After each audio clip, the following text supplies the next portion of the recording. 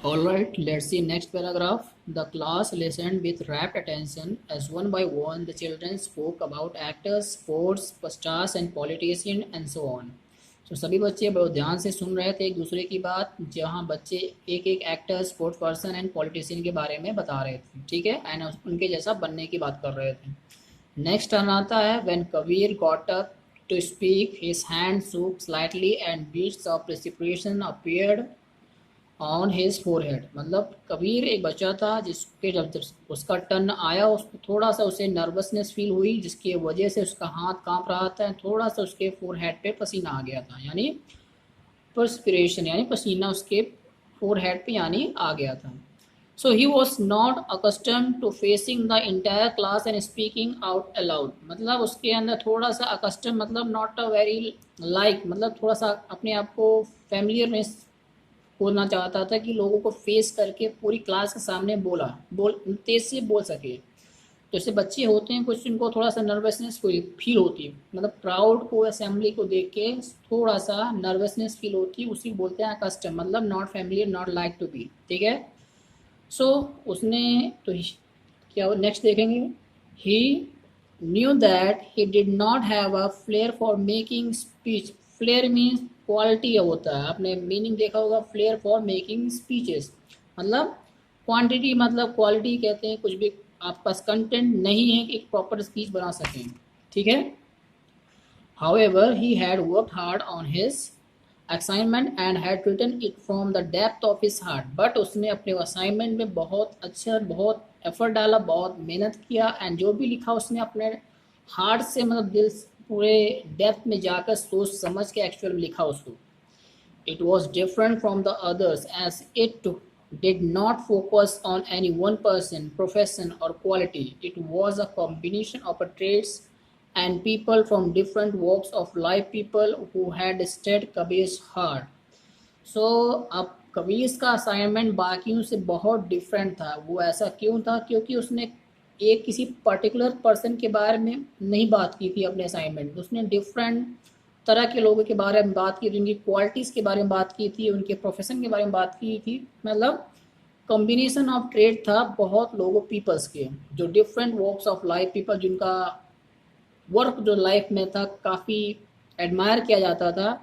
और इस तरह का असाइनमेंट सुनने के बाद सभी लोग स्टेड मतलब एकदम शांत हो गए, शांत होकर सुन रहे थे। स्टेड मतलब एकदम, स्टेड मतलब शांत, ठीक है, एकदम ध्यान से, ठीक है।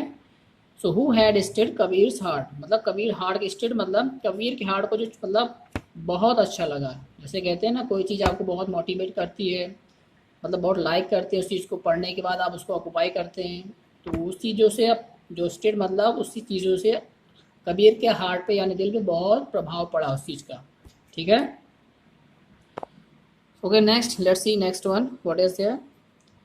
Clearing his throat he began, when I grow up I want to be a brave like major Sandeep. Look, major Sandeep Unnikrishnan, the 31-year-old National Security Guard commando who laid down his life fighting the terrorists in Mumbai in November 2008.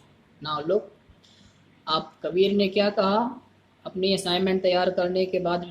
वो stage पे खड़ा हुआ, अपने clear को, thoughts को clear किया, जैसे आप लोग करते ना like that, just like that उसने किया, एंड उसने स्टार्ट किया कि मैं जब व्हेन आई ग्रो अप, मैं जब बड़ा होऊंगा मैं किसकी तरह बनना चाहूँगा, लाइक मेजर संदीप उन्हीं कृष्णन। अब सोचेंगे संदीप, मेजर संदीप उन्हीं कृष्णन कौन है?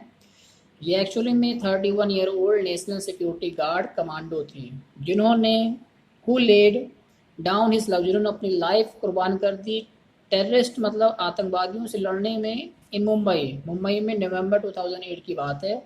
वहाँ पे इन्होंने टेररिस्ट से लड़ते हुए लोग बचाने में अपनी लाइफ, मतलब अपनी लाइफ गंवा दी।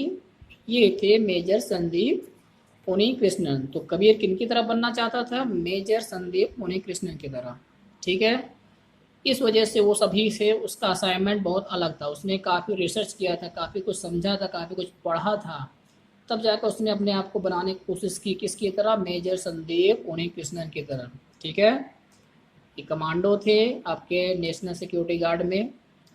Next, a hush fell over the class. Hush मतलब थोड़ा सा वो कहते हैं ना, माहौल टाइप का बन क्रिएट हो गया क्लास में, बच्चे होते हैं थोड़े से उस चीज़ को समझते नहीं। नेक्स्ट देखेंगे, Sandeep Unikrishnan had made up his mind when he was 8 in class 3rd that he wanted to join the army. When he was older, he set to terrorize with his battalion in counterinsurgency and counter-terrorist operation before becoming part of the NCG, मतलब national security group. ठीक है, ये होते national security guard या group बोलते हैं। इन January 2007, Major Sandeep was deployed on 27 November to clear Hotel Taj of terrorists. Hotel Taj आपको मालूम होगा मुंबई का बहुत फेमस होटल है, जो लोग मुंबई गए होंगे होटल ताज के बारे में जानते हैं। इसी होटल में एक टेररिस्ट अटैक होता है नवंबर 27 नवंबर को, जिसमें कई लोगों की जानें भी जाती हैं। उसी बेस पे कि ये आपका जो कबीर का असाइनमेंट है, उसी चीज़ को देखते हुए अपने उसका हार्ट जो उसका मन था वो प्रभावित हुआ था कि हाँ मुझे इनकी जैसा बनना है। ठीक है, तो संदीप उन्नीकृष्णन के बारे में आई होप आपको क्लियर होगा। तो संदीप उन्नीकृष्णन से कबीर कब मोटिवेट हुआ था कि मुझे इनकी तरह बनना, जब वो क्लास 8 में था। जब क्लास 3rd में था, उसकी एज कितनी थी, 8 ईयर की थी। तो उसने डिसाइड किया था मुझे इंडियन आर्मी ज्वाइन करना है एंड मुझे संदीप उन्नीकृष्णन जैसा बनना है। Got it. So next page में देखेंगे आगे क्या होता है।